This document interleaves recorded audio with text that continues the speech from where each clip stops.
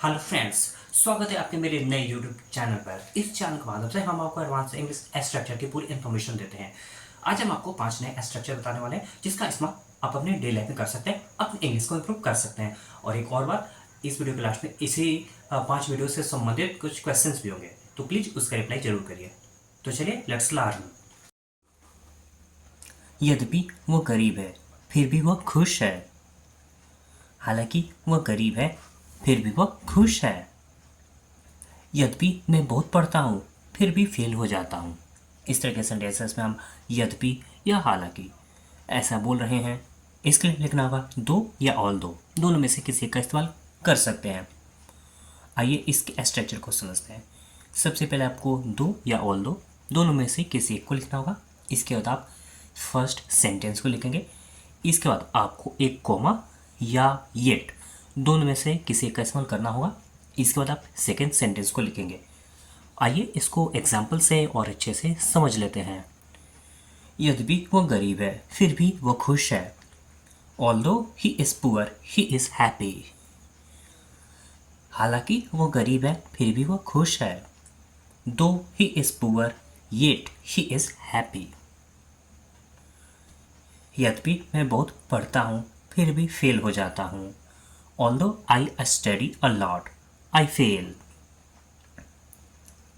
हालांकि आप बहुत थके हुए थे फिर भी कार्य पूरा किया। Though you are very tired you completed the work. हालांकि वो अमीर है फिर भी बेईमान है। Though he is rich yet he is dishonest. हालांकि देश गरीब है फिर भी नेता अमीर है। दो the country is poor yet the leader is rich.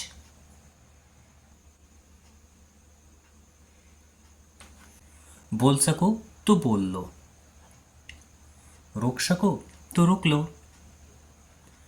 पढ़ सको तो पढ़ लो। इस तरह के सेंटेंसेस में हम सको तो मतलब कि किसी की क्षमता बताया जा रहा है, इसके लिए लिखना होगा इफ़ यू कैन। आइए इसके स्ट्रक्चर को समझते हैं। सबसे पहले आपको लिखना होगा मेन वर्ब की फर्स्ट फॉर्म। इसके बाद आप लिखेंगे इफ़ यू कैन। आइए इसको एग्जाम्पल से और अच्छे से समझ लेते हैं।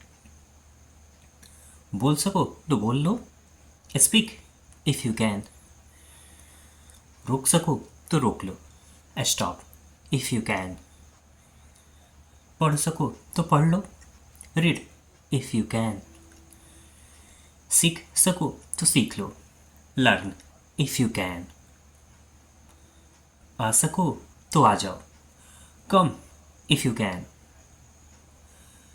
भाग सको तो भाग जाओ, एस्केप इफ़ यू कैन। अब से ऐसा नहीं करूँगा,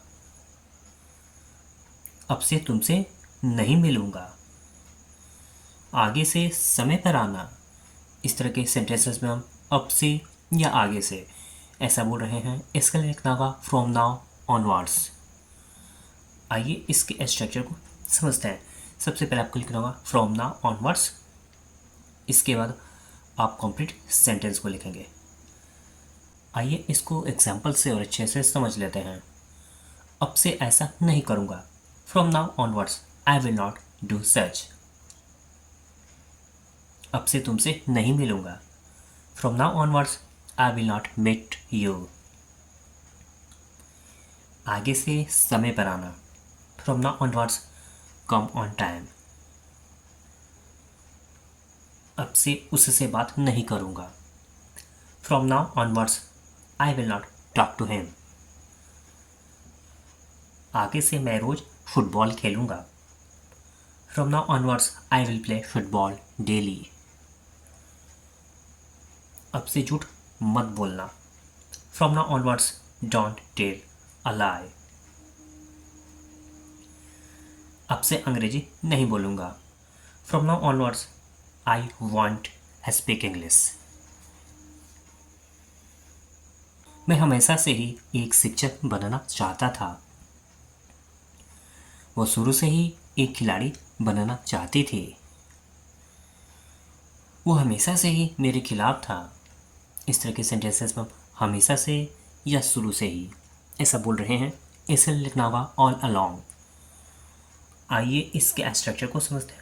सबसे पहले आपको कंप्लीट सेंटेंस को लिखना होगा, जो सेंटेंस आपको बोलना है। इसके बाद आप लिखेंगे ऑल अलोंग। आइए इसको एग्जाम्पल से और बेहतर से समझ लेते हैं। मैं हमेशा से ही एक शिक्षक बनना चाहता था। I wanted to be a teacher all along. वह शुरू से ही एक खिलाड़ी बनना चाहती थी। She wanted to be a player all along. वो हमेशा से ही मेरे खिलाफ था। He was against me all along. आप शुरू से ही एक तेज विद्यार्थी रहे हैं। You have been a sharp student all along. तुम हमेशा से ही यही चाहते थे। This is what you wanted all along. वो हमेशा से ही मुझसे मिलना चाहता था। He wanted to meet me all along. मेरा भाई हमेशा से ही एक अभिनेता बनना चाहता था। My brother wanted to be an actor all along.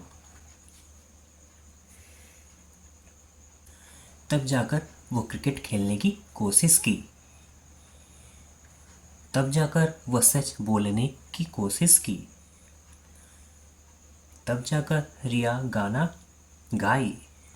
इस तरह के सेंटेंसेस में हम तब जाकर या तब कहीं जाकर ऐसा बोल रहे हैं। इसका लिखना होगा देन एट लास्ट। आइए इसके स्ट्रक्चर को समझते हैं। सबसे पहले आपको लिखना होगा देन एट लास्ट। इसके बाद आप कंप्लीट सेंटेंस को लिखेंगे। इसका एक और स्ट्रक्चर है। देन एंड लास्ट का इस्तेमाल आप दो सेंटेंस के बीच में भी कर सकते हैं। आइए इसको एग्जाम्पल से और अच्छे से समझ लेते हैं। तब जाकर वो क्रिकेट खेलने की कोशिश की। Then at last he tried to play cricket. तब जाकर वह सच बोलने की कोशिश की। Then at last he tried to. तब जाकर रिया गाना गाई। Then at last Riya sang the song. मैंने उसे सब कुछ बताया, तब जाकर उसने यकीन किया। I told him everything, then at last he believed. मैंने उसे पैसे दिए, तब जाकर वो घड़ी लाया। I gave him money, then at last he brought the watch. उसने अपने भाई को बहुत पीटा, तब जाकर वो पढ़ाई किया। He beat his brother a lot, then at last he studied. अब कुछ होमवर्क आपके लिए, जिसका रिप्लाई आपको वीडियो के कमेंट सेक्शन में करना है। मैंने उसको बहुत समझाया, तब कहीं जाकर वो यहाँ आया। आप हमेशा से ही सबकी मदद करते हैं। अब से हमेशा समय पर आना। खा सको तो खा लो। यद्यपि वे लोग धनी हैं पर दुखी हैं। उम्मीद है सारे स्ट्रक्चर का इस्तेमाल आप अपने डेली लाइफ में करके अपने इंग्लिश को काफ़ी इंप्रूव कर सकते हैं। वीडियो पसंद है तो लाइक कीजिए, ज़्यादा से ज़्यादा शेयर कीजिए। हमारी मुलाकात नेक्स्ट क्लास में फिर होगी। तब तक के लिए थैंक यू।